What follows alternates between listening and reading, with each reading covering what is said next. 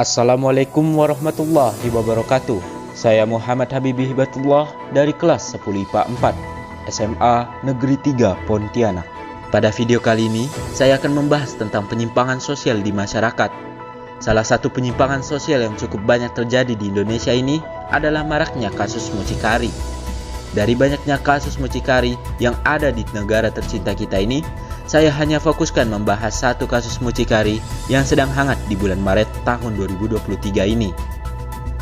Sebelum kita bahas kasusnya, kita harus tahu dulu nih, apa sih itu mucikari? Singkatnya, mucikari atau germo adalah orang yang berperan sebagai pengasuh, perantara, atau pemilik pekerja seks komersial.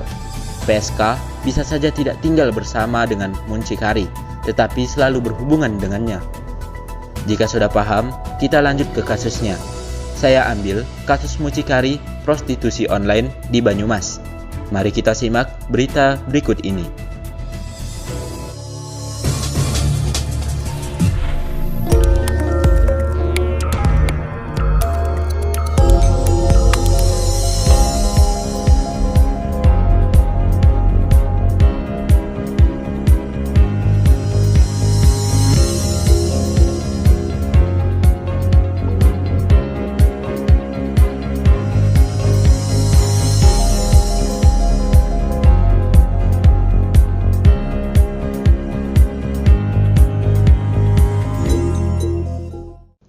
Unit PPA Satreskrim Polresta Banyumas berhasil mengamankan 6 pelaku dugaan tindak pidana perdagangan orang yang terjadi di sebuah hotel yang berada di Jalan Merdeka, Kecamatan Purwokerto Timur, Kabupaten Banyumas.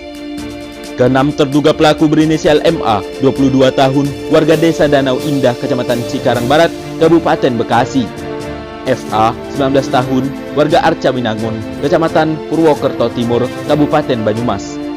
I, 23 tahun, warga Kelurahan Rejasari, Kecamatan Purwokerto Barat, Kabupaten Banyumas.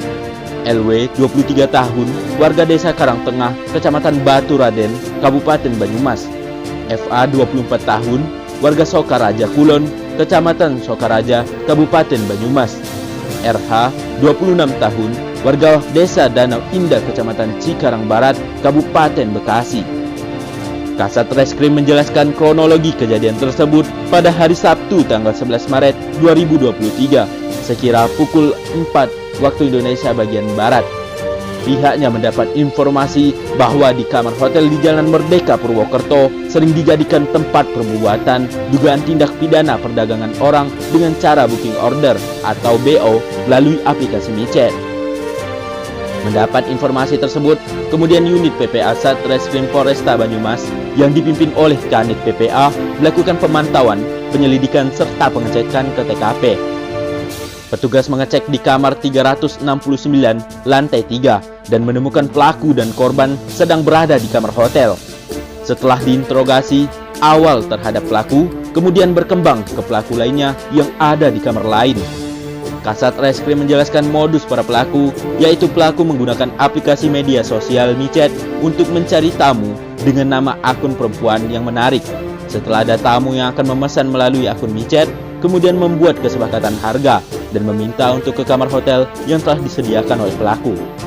Harga yang ditawarkan kepada calon tamu bervariatif, mulai dari harga Rp300.000 sampai dengan Rp1.000.000.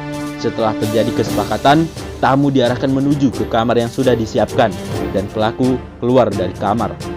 Jelas Kasat Reskrim. Setelah korban selesai melayani tamu, pelaku masuk ke dalam kamar dan menerima upah jasa operator dari korban antara Rp50.000 sampai Rp100.000 setiap satu kali melayani tamu. Tambahnya, dari penangkapan tersebut, petugas berhasil mengamankan barang bukti berupa 6 unit HP berbagai merek, alat kontrasepsi jenis kondom merek Sutra warna merah, kunci akses kamar hotel, dan uang tunai dengan total kurang lebih Rp4 juta. Kasat Reskrim menyebutkan, dalam kasus ini para korban berstatus sebagai saksi, sedangkan para pelaku diamankan untuk proses hukum lebih lanjut. Atas perbuatannya, para pelaku dijerat dengan pasal dugaan tindak pidana perdagangan orang atau kekerasan seksual sebagaimana dimaksud dalam pasal 2 Undang-Undang Republik Indonesia Nomor 21 Tahun 2007 tentang pemberantasan tindak pidana perdagangan orang atau pasal 12 Undang-Undang RI nomor 12 tahun 2022 tentang tindak pidana kekerasan seksual. Dari berita tersebut dapat kita simpulkan bahwa faktor penyebab orang ingin menjadi mucikari berdasarkan kisah nyata, yaitu 1. Mendapatkan uang yang cukup banyak, 2. Telah terbiasa berhubungan seks bebas, 3. Sebagai pelarian dari masalah, baik masalah keluarga ataupun masalah lain. Dampak bagi korban: 1. Korban dapat mengalami tertularnya penyakit HIV dan AIDS.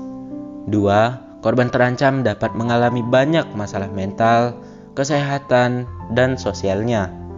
3. Korban memperoleh uang yang haram menurut keagamaan. Sedangkan dampak bagi pelaku: 1. Pelaku dapat dihukum sesuai dengan undang-undang yang berlaku. 2. Kehidupan sosial pelaku terancam akan rusak. 3. Pelaku memperoleh uang yang haram menurut keagamaan. Pelaku akan disanksi dengan diproses secara hukum dengan undang-undang yang berlaku.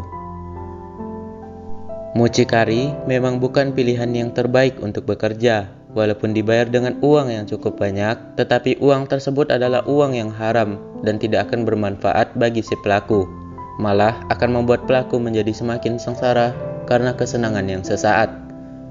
Saya Muhammad Habib Hibatullah pamit undur diri. Wassalamualaikum warahmatullahi wabarakatuh.